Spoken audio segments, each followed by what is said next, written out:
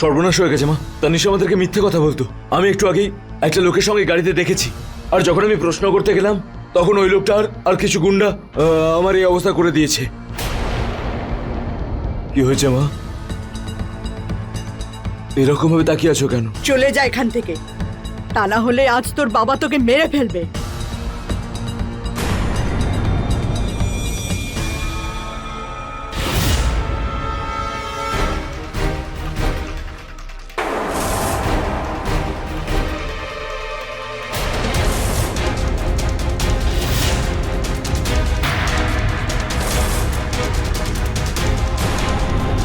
এগুলো আপনার পারিবারিক ব্যাপার আঙ্কেল, না হলে এরকম শয়তানকে তো আমি পুলিশের হাতে তুলে দিতাম। আমি শুধু দেখতে চাইছিলাম যে এই ছেলেটার কত নিচে নামতে পারে।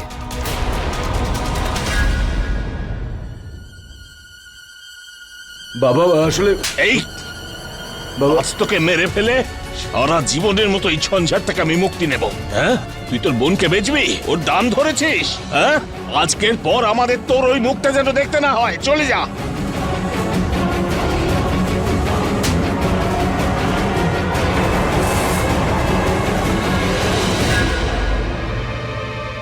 দাদা তো নিজের বোনকে রক্ষা করে, তাই না? আর তুমি আমাকে বিক্রি করে দিচ্ছিলে। তুমি এত নিচে কি করে নামলে দাদা? ছি! আমার তো তোমাকে দাদা বলে ডাকতেও লজ্জা করছে। চলে যা তুই এখান থেকে, চলে যা। আমি এভাবে কখনোই যাব না। আমাকে আমার সম্পত্তির ভাগ দিতে হবে। কিসের ভাগ রে? আজ থেকে তুই আমাদের সকলের কাছে মরে গেছিস। এখনো আমার যেটুকু আছে শুনে নাও, সেটা আমার মেয়ের জন্য। বেরিয়ে যাও এই বাড়ি থেকে।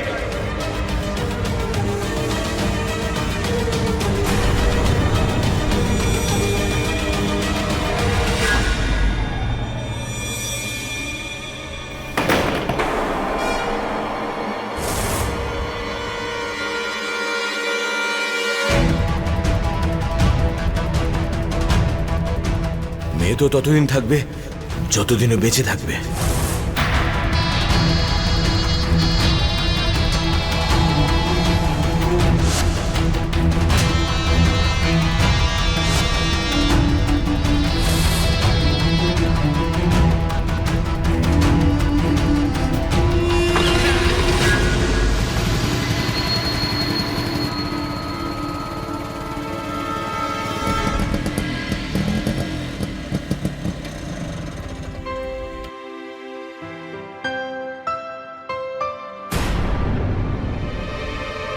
এই ধোঁয়া কিসের?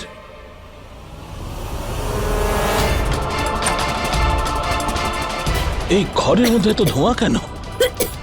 মেয়েটার ঘর থেকে ধোঁয়া বেরোচ্ছে না? ওমা, তানিয়া, মারে দরজাটা খোল।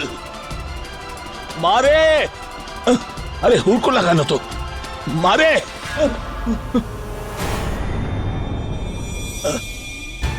কি হয়েছে? তানিয়া!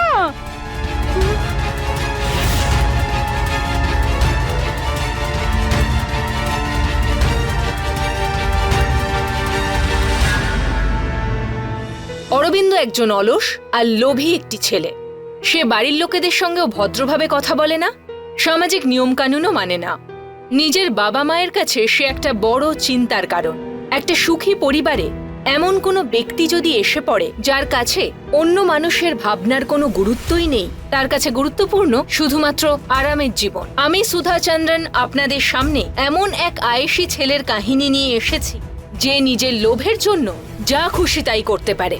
এবার এটা দেখতে হবে যে অরবিন্দের কুকর্ম কি এখানেই থেমে যাবে নাকি কোনো এক অপরাধের জালে জড়িয়ে পড়বে। আসুন দেখা যাক। জোরে নিঃশ্বাস নাও। জানি না ডক্টর, ওর ঘরে কি করে আগুন লেগে গিয়েছিল। আমরা একটা কাজে দুজনেই বাইরে গেছিলাম, এসে দেখি যে। ভয় পাওয়ার কোনো কারণ নেই, ও একদম ঠিক আছে। শুধু তুমি নিজের খেয়াল রেখো। আসুন, আমি গিয়ে দিয়ে আসছি। মা, এই আগুনটা লাগলো কি করে? জানি না মা, আমার মনে হয় হয়তো শর্ট সার্কিট হয়েছে আর তাতেই আগুন লেগেছিল।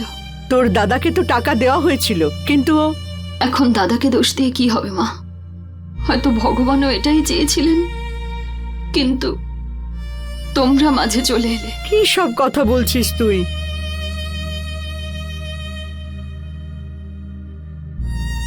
আমার স্বপ্ন ভেঙে গেল মা।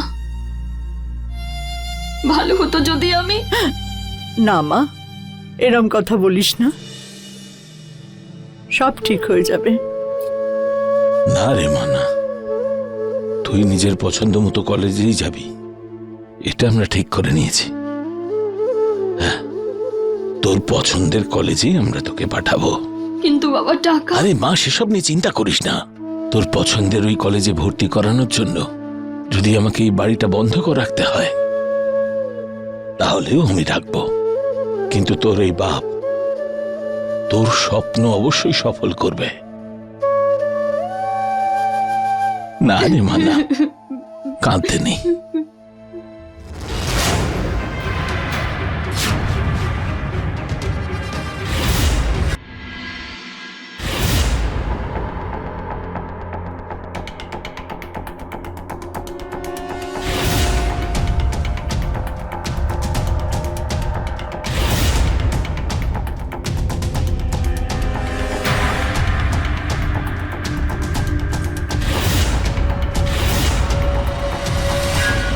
কিরে, তুই এখানে?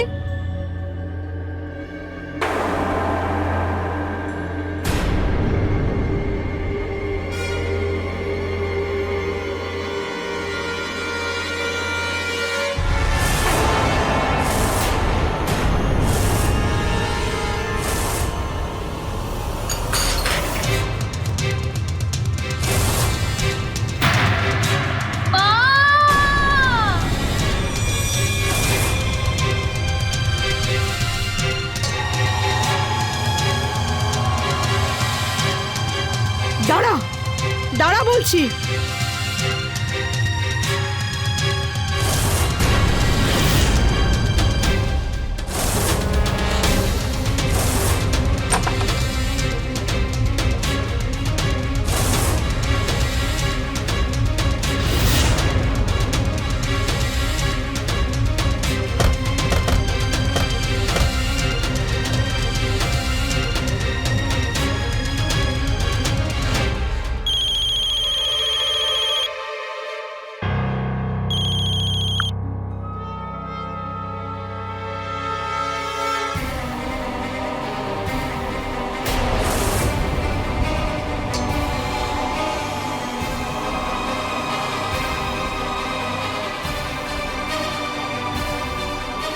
দাদা, তোমার কি জ্ঞান বুদ্ধি লোপ পেল?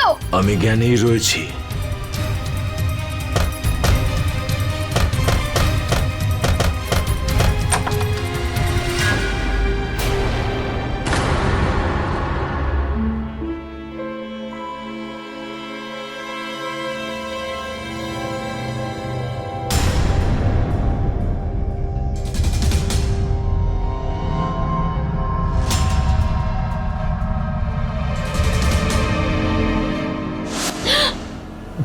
দাদা, দাদা, এটা কি করছো তুমি?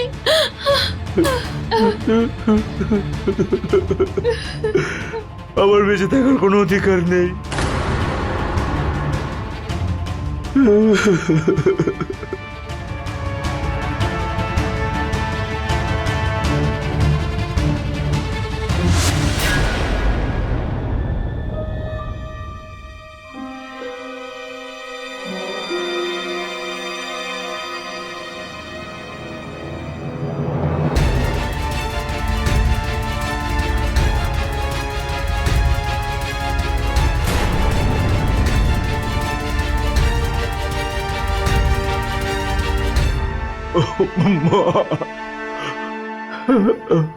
আমি ক্ষমার একদমই যোগ্য নই, কিন্তু তবুও আমাকে একবার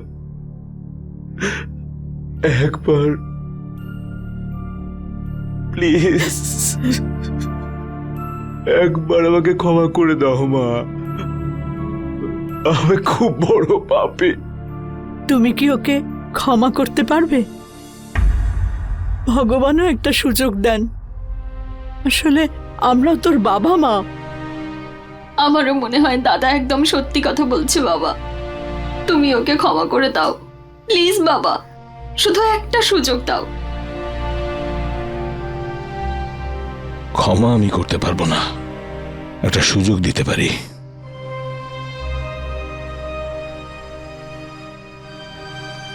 থ্যাংক ইউ বাবা।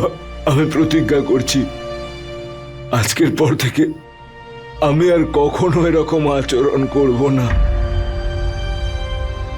দাদা, আমি তো তোমাকে একটা কথা বলতে ভুলেই গেছি, আমার কলেজে অ্যাডমিশন হয়ে গেছে। তাই নাকি?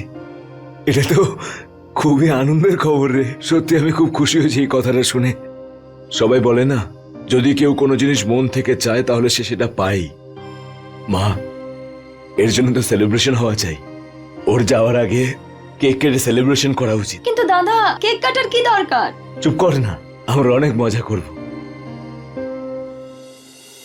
হ্যাঁ রে, আমি হ্যাঁ? তোকে একটু সাহায্য করব। না না মা, সমস্ত কাজ হয়ে গেছে। আরে আমাকে নিজে হাতে কিছু করতে দাও অন্তত। তুমি যাও, আমি আসছি। ঠিক আছে।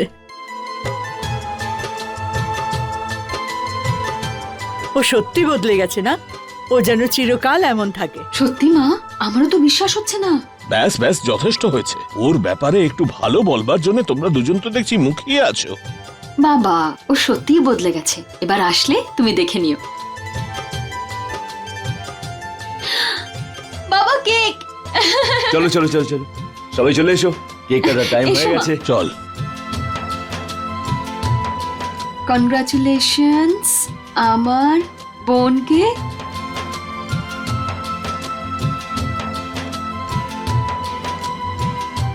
নে কেক কাট।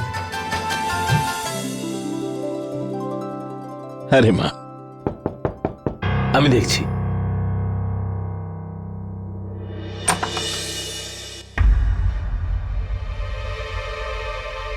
পল্লবী, তুমিই তো ডেকেছিলে। এসো ভেতরে এসো। মা, বাবা, ও পল্লবী। যেমন আমি তোমাদের সঙ্গে খারাপ ব্যবহার করেছি, সেই রকমই আমি পল্লবীর সঙ্গেও খারাপ ব্যবহার করেছিলাম। পল্লবী, আমি তোমার জীবনটাকে নরক করে দিয়েছিলাম। প্লিজ আমাকে ক্ষমা করে দাও। এত অবাক হওয়ার দরকার নেই পল্লবী, দাদা সত্যিই বদলে গেছে। তুমিও ওকে ক্ষমা করে দাও।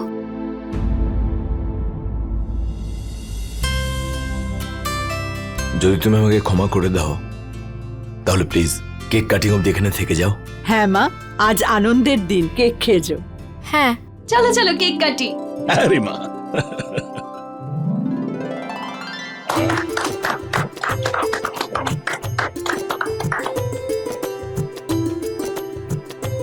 এই নাও মা। ইয়ে! ও, না না, ও, শোনো, বাবা, মনে হয়। ও, দাদা, তুমিও খাও, তুমিও খাও। আরে না না, তোরা খায় এখন, আমি এখন ছবি তুলি। ফটো।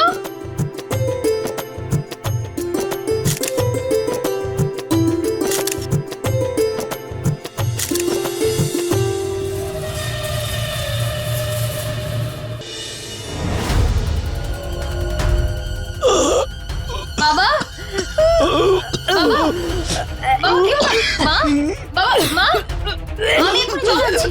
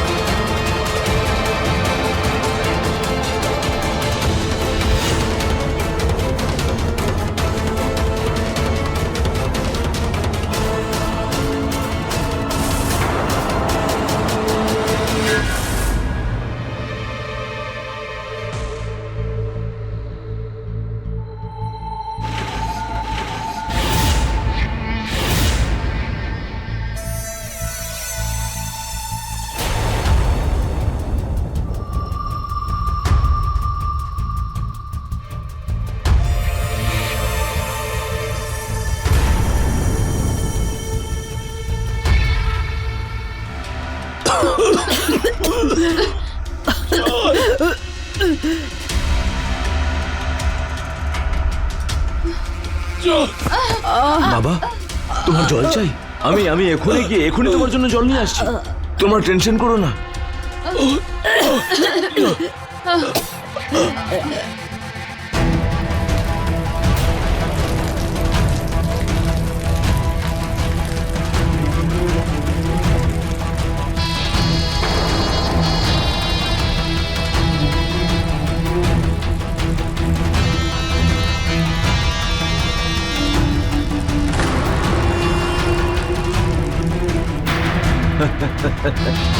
তোমাকে এখানে আমি এই কারণে ডেকে এনেছিলাম,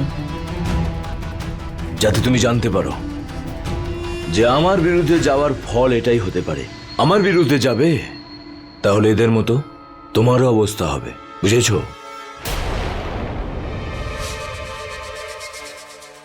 আমার প্রিয় বোন,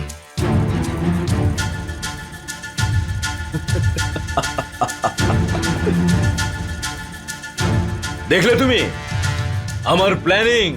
এবার এই সমস্ত প্রপার্টি আমার। আরে তুমি এত টেনশন করো না। তুমি যতদিন আমার বিরুদ্ধে যাবে না, আমরা দুজনে মিলে আনন্দ করব, বিলাসিতায় ভরিয়ে দেবো এই বাড়িটাকে। অনেক বড় বড় অপরাধীরাও অনেক সময় নিজের মা বাবার জন্য চিন্তায় পড়ে যায়, কিন্তু নিজের লোভের জন্য নিজের মা বাবাকেই হত্যা করা শুধু চমকে দেওয়ার মতো ঘটনাই নয়, হাড় হিম করে দেওয়া ঘটনা। অরবিন্দ নিজের লোভে এতটাই মত্ত হয়েছিল যে সবকিছু পাওয়ার জন্য সে নিজের পুরো পরিবারকে বিষ দিয়েছিল। এবার এটাই দেখতে হবে যে অরবিন্দের লোভ কি এখানেই থেমে যাবে, নাকি এই লোভের কোনো সীমা পরিসীমা নেই। আসুন দেখা যাক।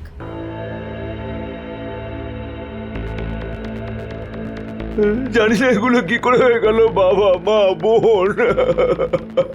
যখন এইসব হয়েছিল আপনি কোথায় ছিলেন? আমি আমার গার্লফ্রেন্ডের সঙ্গে বাইরে ঘুরতে গেছিলাম, তখন আর এসে দেখি এগুলো। উনি কি আপনার সাথে এসেছেন? হ্যাঁ,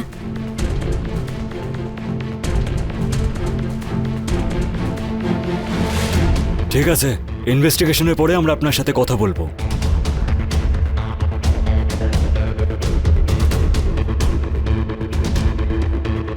বোন,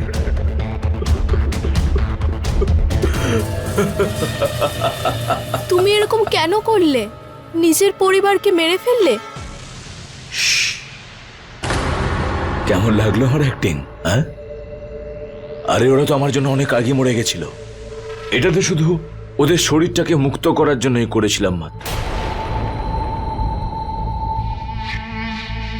কি হলো? চলো না, এখন একটু আনন্দ করার সময় তো। এসো আমার জান।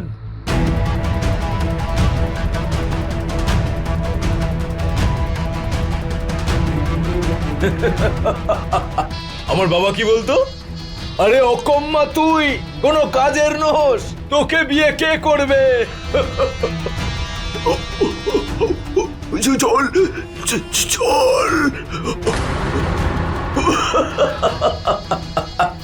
মরে গেছে বুড়োটা। দেখো, আমার নামে পুরো এই প্রপার্টিটাকে রেখে গেল। তুমি একদম টেনশন করো না, আমরা দুজনে একসাথে এনজয় করবো তো, দুজনে একসাথে।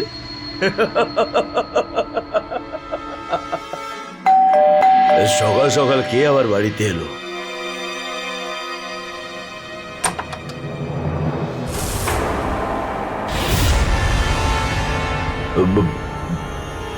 বাবা,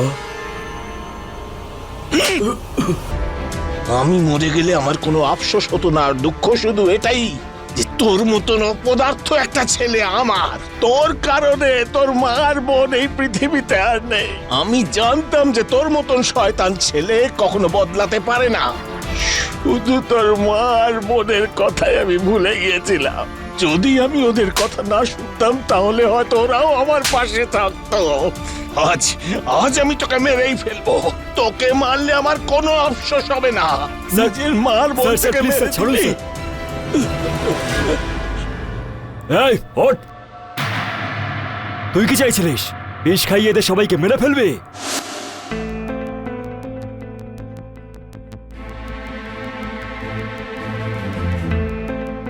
আমি আপনাকে কিছু বলতে চাই। ওদিনকে যখন আমি ওদের বাড়িতে গেলাম, আমরা তখন বার্থডে সেলিব্রেট করছিলাম। সবাই কেক খেলো কিন্তু অরবিন্দ কেক খেতে চাইলো না, আর সবাই কেক খেয়ে মাটিতে পড়ে যাচ্ছিল। ওর বাবা নিচে পড়ে গিয়ে জল চাইছিল, কিন্তু ওর মনে কোনো দয়াই আসলো না, সবাইকে ওই মৃত্যুর মুখেই ছেড়ে দিল। তোর বাবা তখনও বেঁচে ছিল, উনি সবকিছু আমাদের বলে দিয়েছেন, তাই আমাদের কাছে সবকিছু জলের মতো পরিষ্কার হয়ে গেছে। জানিয়ে যাও ওকে, নিয়ে যা।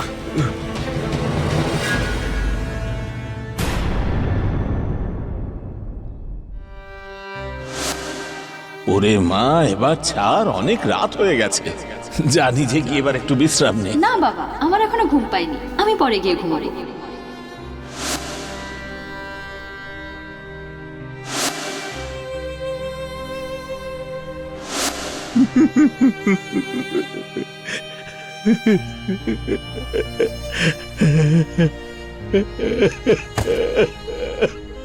অরবিন্দের বাবার কাছে এই জীবনটা আর কোনোদিনই আনন্দ বহন করে আনবে না।